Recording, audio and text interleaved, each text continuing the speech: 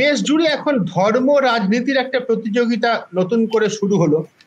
ধর্ম বলতে আমরা বলতে চাইছি ধর্ম আচরণ, রিলিজিয়ন বলতে ইংরেজিতে যা বোঝায়। ধর্ম মানে প্রপার্টি নয়, ধর্ম মানে মরালিটি নয়, রিলিজিয়ন ধর্ম আচরণ। ধর্ম আচরণ এর সঙ্গে রাজনীতিকে যুক্ত করা একটা প্রতিযোগিতা শুরু হলো বলে আমরা গতকাল বলছিলাম। সেই আলোচনাটাকেই আজকে আমার তিনজন সিনিয়র সাংবাদিক বন্ধু তাদের সঙ্গে চালিয়ে নিয়ে যেতে চাই।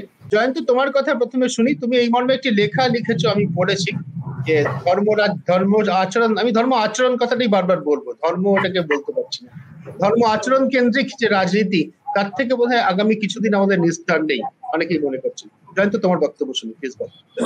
তার থেকে নিস্তার নিয়ে দেখতেই পাচ্ছেন যে রাম মন্দির একদিকে তো স্থাপনা হলোই, এবং সেটার একটা ইম্প্যাক্ট এন্টায়ার নর্থ ইন্ডিয়াতে পড়বে। ইস্টার্ন ইন্ডিয়া বা সাদার্ন ইন্ডিয়াতে কত পড়বে সেটা আমাদের এখনো বোঝা যাচ্ছে না। কিন্তু সেইটাকে থামাবার জন্যও ধর্মেরই আচরণ, ধর্মেরই ক্লোক নেওয়ার চেষ্টা করছে অন্যরা। আপনি যদি দেখে থাকেন, গত সপ্তাহে পুরীতে যে টেম্পল করিডরটা ছিল, জগন্নাথ মন্দিরের যে করিডরটা, সেটাকে উদ্ঘাটন করলেন নবীন পটনায়ক। সেটাও একরকমের ধর্মেরই রাজনীতি। এদিকে মমতা ব্যানার্জি সদ্ভাবনা বা দিবস করলেন কালকে, সম্প্রীতি যাত্রা, সেটা তিনি কালীঘাট থেকে শুরু করলেন। আমি যেখানে এখন এই মুহূর্তে বসে আছি তার খুব কাছেই কালীঘাট মন্দিরের প্রাঙ্গণে পুজো দিয়ে শুরু করলেন, এবং সেটাকে টেলিভাইজড প্রোগ্রাম ছিল, সেটা প্র্যাকটিক্যালি এভরি বাংলা চ্যানেল দেখিয়েছে কালকে। এটাও একরকমের ধর্মেরই রাজনীতি। তারপরে হ্যাঁ, তিনি নিশ্চয়ই সাধু সন্ত, সাথে পাদ্রি, খ্রিস্টান পাদ্রি, মুসলমান ইমাম, বুদ্ধিস্ট মংসদের সবার সঙ্গে নিয়ে তিনি একসঙ্গে তিনি যাত্রা করেছেন। আর একটা, সেটা সেকুলারিজমের প্রতীক, তার পার্টির যেটা সবাই বিশ্বাস করে সেটা। কিন্তু ধর্মর আর্টটা নিতে হচ্ছে। ধর্মটা আর কিন্তু এরাই প্রথম যে নিয়েছে তা নয়। আপনি যদি মনে করো যে রাম মন্দিরের পুরো এন্টায়ার পলিটিক্স বিহাইন্ড রাম মন্দির শুরু করেছে কিন্তু রাজীব গান্ধীর সময়। রাজীব গান্ধী যখন মন্দিরের তালা ভাঙলেন, রামলালাকে আজাদ করা হলো, তবে থেকে এই রাজনীতিটা শুরু হয়েছে। তারও আগে ইন্দিরা গান্ধী বিভিন্ন শঙ্করাচার্যদের দেখা করা, বিভিন্ন মন্দিরে পুজো করা, এগুলো বরাবরই ছিল।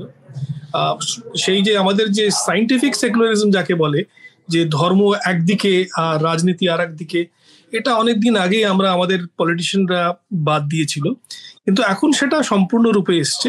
তবে রাম মন্দিরকে আর একভাবে দেখা যায়। রাম মন্দিরটা শুধু ধর্মের রাজনীতি, 2024-এর ইলেকশনের আগে তিনি মন্দিরটাকে লঞ্চ করলেন, ভোট ম্যাক্সিমাইজ করলেন নর্থ ইন্ডিয়াতে, সেটা শুধু নয়।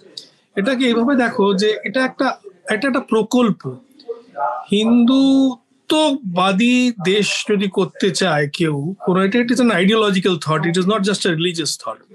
সেটার একটা সিম্বলিজম লাগে, সেই সিম্বলিজমটা আজকে দেওয়া হলো। এটাকে ডিক্লেয়ার করা হচ্ছে এটা হিন্দু ধর্মের ভ্যাটিকান হয়ে দাঁড়াবে এক সময়। অযোধ্যা, বনারসকে আগে আমরা মনে করতাম যে হিন্দু ধর্মের সবচেয়ে উচ্চতর পীঠস্থান, কিন্তু হয়তো অযোধ্যাকে চেষ্টা হবে যে এটাই ভ্যাটিকান হয়ে যাবে হিন্দু ধর্মের। তো this is a political creation of a political civil religious movement, the unitary political civil religious movement. কারণ Hinduism has been very catholic. হিন্দুইজমের অনেকগুলো ধারা আছে, অনেকগুলো স্ট্রিমস আছে, শাক্ত, শৈব, ভক্তি ইত্যাদি, এগুলো তো আছে। এছাড়াও অনেক রকমের চিন্তাধারা আছে, মানে ভগবানকে না বিশ্বাস করলেও তুমি হিন্দু হয়ে থাকতে পারো। তো সেই সব ধারাগুলোকে একটা জায়গায় একত্রিত করে রামের পুজো দিয়ে সেটাকে ইউনিফাইড একটা হিন্দুইজম করার চেষ্টা। ওই যে চাণক্য সিরিয়ালে ছিল না, একই ধর্ম একই দেশ, সেরকম একটা ব্যাপার করার চেষ্টা। আমি এইটুকু জানি যে আরএসএস একটা সময় এটা নিয়ে এতটা গবেষণা করেছিল যে জনগণকে কি করে বন্দে মাতরম দিয়ে রিপ্লেস করা যায় ন্যাশনাল অ্যান্থেম, এটা নিয়ে how to convince the public, জনগণ সরিয়ে বন্দে মাতরম কে চিন্তা করা হোক। আরএসএস এর কিছু লোক, আমি বলবো যে আরএসএস এটা করেছে। তো এই চিন্তাধারাগুলো এটা একটা part of a larger plan, একটা একরকমের সোসাইটি তৈরি করার, একটা একরকমের দেশ তৈরি করার, সেটারই একটা প্রতীক। দেশ জুড়ে যে ধর্ম রাজনীতির প্রতিযোগিতা, ধর্ম আচরণ এর সঙ্গে রাজনীতিকে যুক্ত করার প্রতিযোগিতা, এই সাইকেল কি চলতেই থাকবে? তোমার কি মনে হয়? এবং আর জুড়ে দিয়ে একটা ছোট্ট এর সঙ্গে সাপ্লিমেন্টারি প্রশ্ন, গৌতম দা, সে হচ্ছে গতকাল যে উন্মাদনা দেখতে পেয়েছি আমরা সারা দেশ জুড়ে, এমনকি পশ্চিমবঙ্গে আমি সচক্ষে দেখেছি, সেটা কি তার সঙ্গে ভোটের প্রত্যক্ষ সম্পর্ক থাকবে? রাম মন্দিরের রামলালার প্রাণ প্রতিষ্ঠা সমান সমান বিজেপির ভোট, এটা কি বলা যায়? গৌতম দা প্লিজ। হ্যাঁ, ঠিকই কথা।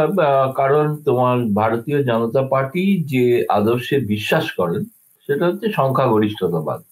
সেটা হচ্ছে তারা মনে করেন এদেশের যত মানে সংখ্যাগরিষ্ঠ যে জনগোষ্ঠী, তারা ধর্মগত দিক থেকে তাদের পরিচয় হিন্দু। ফলে তাদের যে ভাবনা, তাদের যে সাংস্কৃতিক চিন্তা, সেটাকে গোটা দেশে তাদের প্রত্যেককেই সেটা একভাবে মেনে নেওয়া উচিত, এবং তার জন্যই তারা সেটা প্রয়াস করে করেন। কিন্তু আমার ধারণা এটা চেষ্টা করলেও এটা সফল হবে না। তোমার সঙ্গে এটা আমি একমত যে ভাটিকান হবে না, তার কারণ ভারতের একটা বিভিন্নতা আছে, বৈচিত্র্য আছে। এটা যত বেশি, অর্থাৎ এখন প্রায় দাঁড়িয়েছে এক দেশ এক ভোট এক দল এবং এক ভগবানের, অর্থাৎ প্রত্যেকটা প্রান্তের যে আলাদা আলাদা, যেটা বলাই হয়ে থাকে যে হিন্দুদের ক্ষেত্রে তো 33 কোটি দেবতা, পশ্চিমবঙ্গে যে দেবতা পূজিত হন, কেরালায় যিনি পূজিত হন। কিছুদিন আগে পর্যন্ত আমি যেখানে থাকি গ্রেটার নয়ডা, সেখানে একটা রাবণের মন্দির আছে, এবং সেখানে কালকে জোর করে স্থানীয় মানুষরা রাম সীতা লক্ষণের মূর্তি স্থাপনা করেছে। এই একটি গ্রাম, যে গ্রামটায় তারা রাবণের বাবার নামে গ্রাম, বিশ্রাম, এবং সেই গ্রামেতে কোনোদিন দশেরা পালিত হতো না, কারণ তারা মনে করতো এটা তাদের শোকের দিবস। এইটা হচ্ছে ভারতবর্ষ। এই ভারতবর্ষকে একটা ইউনিফর্ম জ্যাকেটের মধ্যে নিয়ে আসার একটা চেষ্টা বিজেপির আছে, এ বিষয়ে কোনো সন্দেহ নেই, এবং সেটা তারা প্রয়াস করছে এবং করে যাবেও।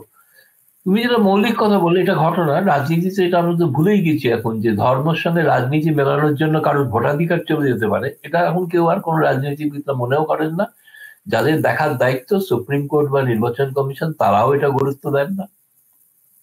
যেমন আমি এখানে আগেও তোমাদের ওখানে বলেছিলাম যে বাল ঠাকরের ভোটাধিকারিতে চলে গিয়েছিল 6 বছরের জন্য, কেবল তিনি ধর্মকে ব্যবহার করেছিলেন বলে রাজনীতির স্বার্থে। ফলে আমাদের দেশে এখন যেটা দাঁড়িয়ে গেছে, ভারতীয় জনতা পার্টি যেখানে তার মূল উদ্দেশ্য রাজনীতির সঙ্গে সঙ্গে, যেটা বলাই হয়ে থাকে নরেন্দ্র মোদীর পরিচয় হচ্ছে এখন তিনি হিন্দুদের হৃদয় সম্রাট, এবং হিন্দুদের প্রকৃত পক্ষে তিনিই হচ্ছেন একমাত্র একম্বব দ্বিতীয়ম নেতা। ফলে তিনি যা যা করছেন সেটা ক্ষেত্রে তার যে ভোট আসছে, মানুষ প্রভাবিত হচ্ছেন না তা কিন্তু নয়, এবং প্রভাবিত অল্প হলেও আমি বলবো কিছু কিছু ক্ষেত্রে অনেক জায়গাতেই প্রভাবিত হচ্ছে, এমনকি পশ্চিমবাংলাতেও প্রভাবিত হয়েছেন। তুমি যে উৎসব দেখেছো, তাতে তো রামের পূজা তো ছোটবেলায় আমরা কখনো, রামায়ণ আমরা পড়েছি, কিন্তু রামের পূজা তো কখনো দেখিনি। আমরা সেইভাবে দেখি যে বিশেষ বিশেষ অঞ্চলে রামের পূজা হতো, রামের তো সেই ধরনের কোনো বৃহৎ কোনো মন্দিরও কেউ তৈরি করেনি। কলকাতায়, গৌতমদা, কলকাতায় একটা উল্লেখযোগ্য রাম মন্দির আছে, গিরিশ পার্ক বলে যে জায়গাটা আছে উত্তর, আর একটা বোধ হাওড়ার ওখানে কোথাও একটা আছে। আমি বলছি একটাই উল্লেখযোগ্য মাত্র রাম মন্দির আছে, দূরবীন দিয়ে খুঁজতে হবে কোথায় কোথায় আছে রাম মন্দির, খুঁজতে হবে। একটু অন্য টোনে, আমাদের পাড়ায় পাড়ায় শনি মন্দির আছে। হ্যাঁ, পাড়ায় পাড়ায় শনি মন্দির আছে, শিবের মন্দির আছে, কালী তো আছেই, কালী মন্দির থাকা মানেই তার পাশে একটা বাঙালি মিষ্টির দোকান আছে। এটা ঘটনা যে এইটা, যে এই ধরনের একটা যে সাংস্কৃতিক, যেটাকে বলা হচ্ছে যে ভারতের সাংস্কৃতিক যে রূপ, তাকে স্থাপনা করা হচ্ছে রাম মন্দিরের মাধ্যমে। আমার তো হচ্ছে ভারতবর্ষের যে সাংস্কৃতিক ঐতিহ্য, তাকে বিনষ্ট করার এটা একটা পথ। নিঃসন্দেহে 6 ডিসেম্বর 1992 ভারতের রাজনীতিতে একটা সন্ধিক্ষণ ছিল, এবং 22শে জানুয়ারি নিশ্চিতভাবে আর একটা সন্ধিক্ষণ বলে চিহ্নিত হবে, যেটা প্রধানমন্ত্রী কালচক্র বলেছেন। তোর উদ্দেশ্য হচ্ছে ভারতবর্ষের রাজনীতি এক নতুন পথে বিবর্তিত হতে পারে, আর তারই তিনি ইঙ্গিত করেছেন। এখন যে মৌলিক প্রশ্নগুলো, এটা বলে শেষ করি আপাতত, সেটা হচ্ছে যে প্রথম কথা, কালকে প্রথম প্রমাণিত হয়ে গেল যে ভারতের সংবিধান বলে যে বস্তুটি আছে তার কোনো মূল্য নেই, এবং তার কোনো মূল্য নেই কারণ দেশের যিনি সাংবিধানিক প্রধান যারা, তারা সকলে একটা ধর্মীয় অনুষ্ঠানে অংশগ্রহণ করছেন, এবং সেটাকে স্বীকৃতি দেওয়া হচ্ছে হই হই করে, যে কেন করা হবে না। হয়তো আমার পরে নির্মল্য সেটাও জাস্টিফাই করতে পারে আর কি। দুর্ভাগ্যের বিষয় এইটা যে ভারতের শিক্ষিত বুদ্ধিজীবীরা এইভাবে ভারতের সংবিধানকে যে ছুঁড়ে ফেলে দিয়েছেন কাল, যে সংবিধানে প্রত্যেক ধর্মের স্বাধীনতা রয়েছে। মনে আছে নিশ্চয়ই, এটা শেষ করব এই বলেই যে সোমনাথ মন্দিরের উদ্ঘাটনের সময় রাষ্ট্রপতি গিয়েছিলেন এবং তার সেখানে নেহেরু নিজে স্বয়ং আপত্তি করেছিল, তাই নিয়ে তার সঙ্গে বিরোধ হয়েছিল যে যেহেতু ধর্ম নিরপেক্ষ সরকার, ভারতে যেহেতু পাকিস্তানের মতো একটা ইসলামিক রাষ্ট্র নয় বা বাংলাদেশের মতো ইসলাম রাষ্ট্রীয় ধর্ম নয়, তেমনি ভারতে কোনো রাষ্ট্রের কোনো ধর্ম নেই। এই সত্যটা কালকে আমাদের এখানে বিসর্জন দেওয়া হয়েছে, তার একটা মৃত্যু ঘটেছে বলে আমার মনে হয়। সেই কারণেই এটা নতুন সন্ধিক্ষণের সূচনা বলে আমার মনে হয়। আমাদের আজকে আলোচনার বিষয় তো দেশ জুড়ে ধর্ম রাজনীতির প্রতিযোগিতা। সেই প্রতিযোগিতায় নরেন্দ্র মোদীর সঙ্গে নবীন পটনায়ক নেমেছেন, মমতা ব্যানার্জি হয়তো নেমেছেন, এবং তারা অনেকটাই পিছিয়ে আছেন অন্তত সর্বভারতীয় প্রভাবের কথা বিচার করলে। আমি তো কালকে অন্য একটা প্রতিযোগিতা দেখলাম, যোগী আদিত্যনাথ যেভাবে ক্যামেরা ফ্রেমের মধ্যে ঢোকার চেষ্টা করছিলেন, তারপরে মোহন ভাগবত যেভাবে তার বক্তৃতায় যে সমস্ত কথা বললেন, তাহলে মনে হচ্ছে প্রতিযোগিতাটা শুধু যেটা বলে না যে ইন্টার ক্লাব, শুধু নয় ইন্ট্রা ক্লাবও বটে। প্রতিযোগিতা যেমন বিজেপির সঙ্গে অন্য দলগুলোর আছে, তেমনি বিজেপির মধ্যে বা যাকে সংঘ পরিবার বলা হয় তারও মাথাদের মধ্যে একটা প্রতিযোগিতা আছে যে কে নিজেকে প্রতিষ্ঠা করতে পারেন হিন্দু ধর্মের শ্রেষ্ঠ প্রচারক বা উপাসক বলে।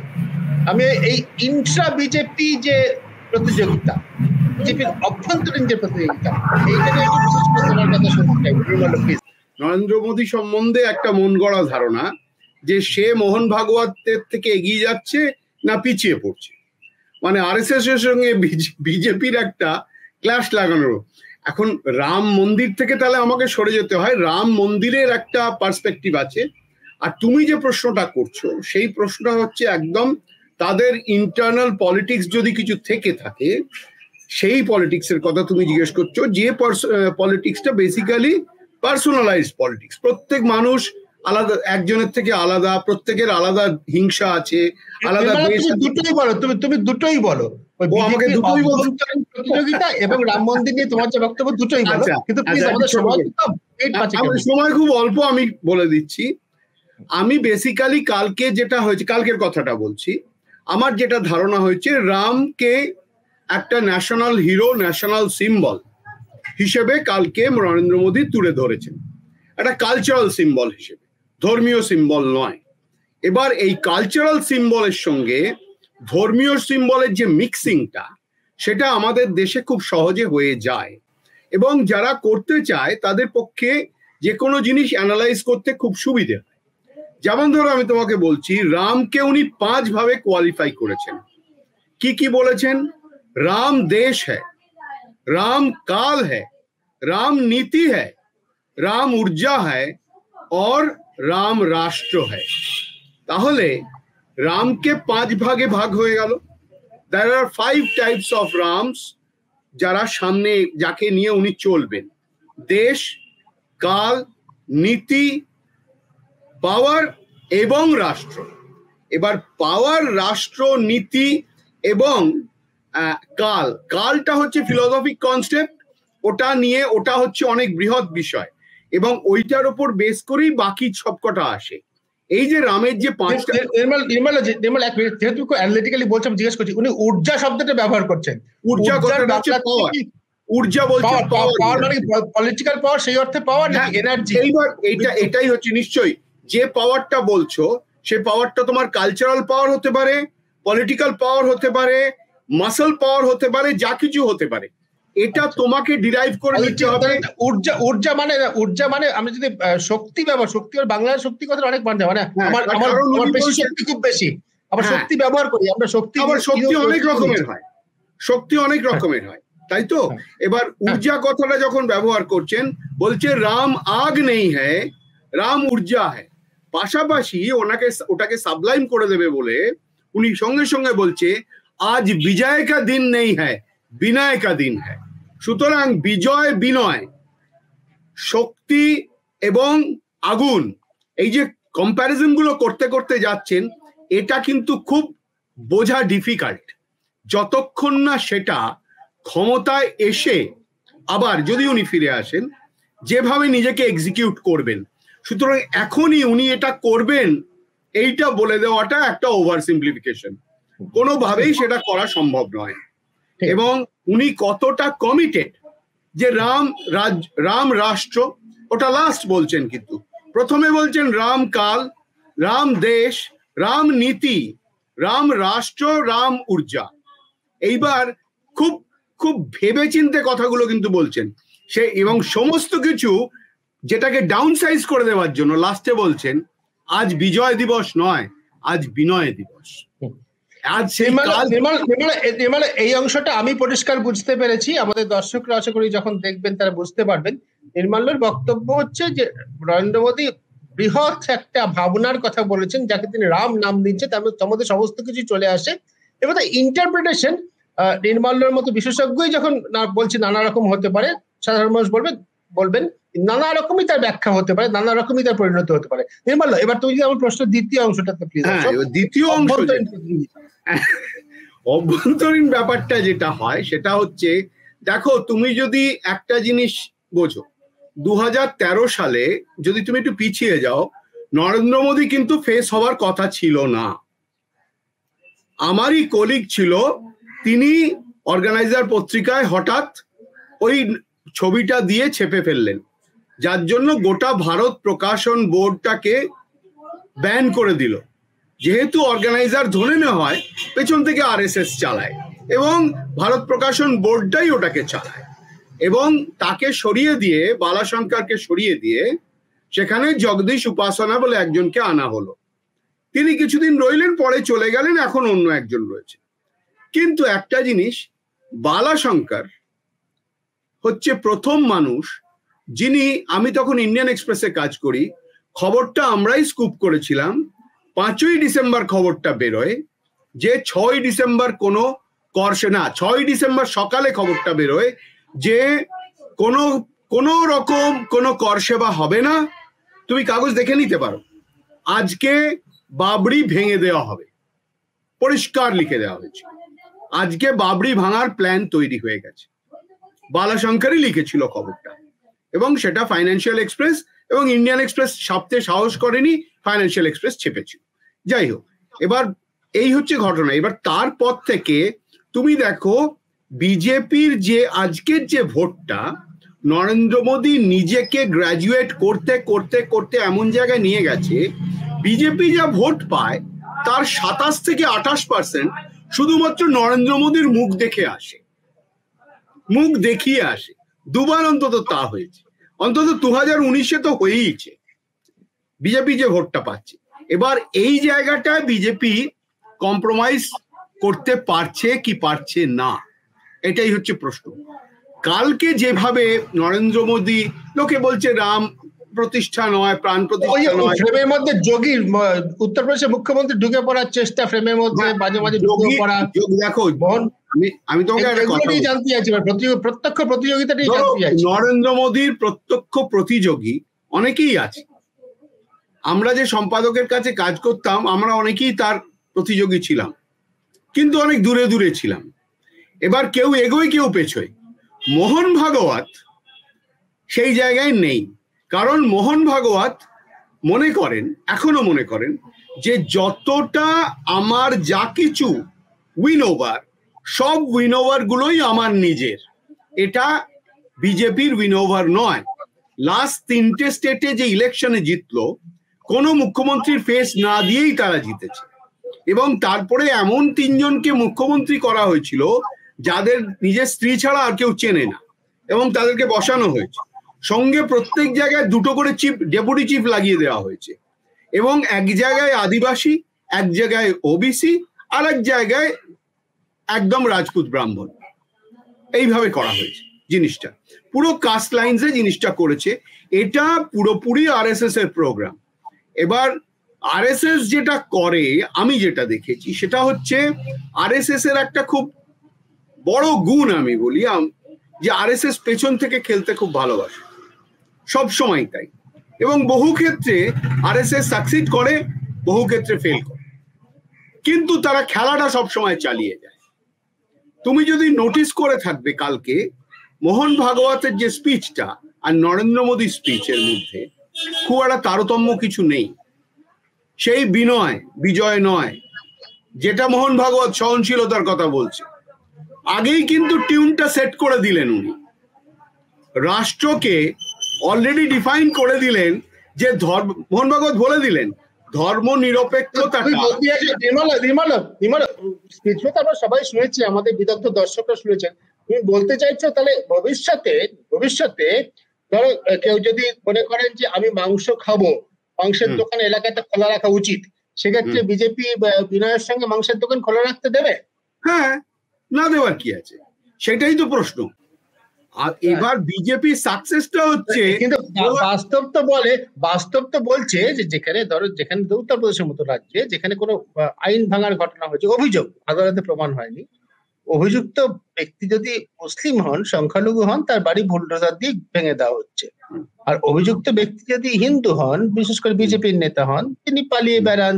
বারাণসী ক্ষেত্রে আমরা দেখলাম তারা বিজেপির আইটি সেলের সদস্য, রেপের অভিযোগ রয়েছে, তা সত্ত্বেও তারা ঘুরে বেড়াচ্ছেন। অনেক দিন পরে, অনেক হইচই হওয়ার পরে, প্রধানমন্ত্রী অনেক কিছু হওয়ার পরে তাদের গ্রেপ্তার করা হলো।